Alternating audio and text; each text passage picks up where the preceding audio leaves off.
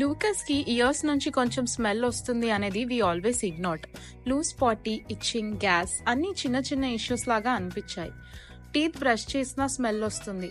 Pass కూడా రఫ్‌గా ఉంటాయి. సాఫ్ట్ లేదు అస్సలు. అప్పుడు ఒక ఆర్టికల్ చదివాను. గట్ హెల్త్ వల్ల అన్ని ప్రాబ్లమ్స్ వస్తాయని తెలిసింది. సరే అని వెటర్నరీ డాక్టర్ దగ్గరికి వెళ్ళాను. తర్వాత కన్ఫర్మ్ అయింది ప్రాబ్లం స్టమక్‌లోనే ఉంది అని.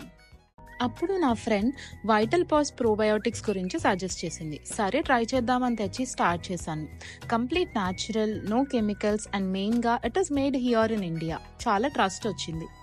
డైజెషన్ సపోర్ట్ చేస్తుంది, కోట్ షైన్ ఇంప్రూవ్ అవుతుంది, బ్యాడ్ బ్రెత్ కూడా తగ్గిపోతుంది.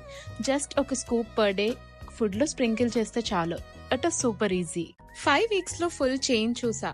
Solid poop, fresh breath, clean ears and paws ఇప్పుడు సూపర్ సాఫ్ట్ మామా. చిన్న చిన్న సైన్స్ ని ఇగ్నోర్ చేయకండి. Start with their gut, start with vital pass.